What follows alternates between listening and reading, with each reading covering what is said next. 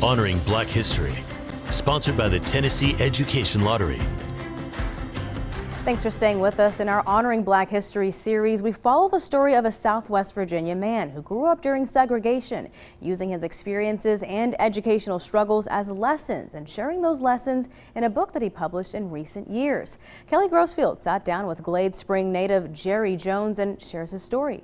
Everybody's story is unique, but my story is unique in this way.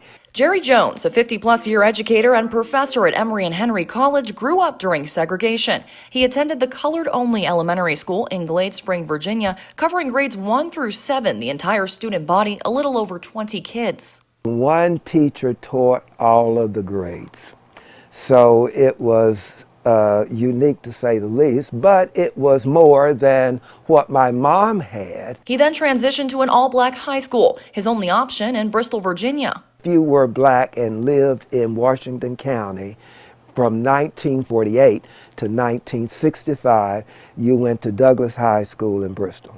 With no interstate in 1960 and a number of stops on the way to school, Jones said it took a minimum of an hour and 15 minutes to get to and from school. Despite these challenges, he graduated in 1965, then attended what was known then as Virginia State College, earning his degree in business education in 1969.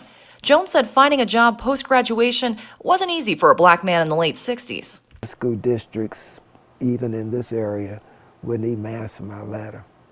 And it's because you didn't have your picture on your application, but the fact that I went to an all-black college that told them, and they just weren't ready to hire a black kid to teach in '69, even though the Civil Rights Act had been passed. He ended up landing his first teaching job at a high school in Baltimore, launching his career. Being raised by only his mother, she was an inspiration to him to succeed and to take advantages of the opportunities she never had, especially in education. But perhaps his most important lessons aren't taught in the classroom, but rather from the pages of his book, Go and Come Again. Most of the book reflects on his own experiences as a black man in Southwest Virginia during the 50s and 60s. I wanted to let people know what education was like in my day, what education was like in my mom's day and grandmom's day, and so that's part of the story.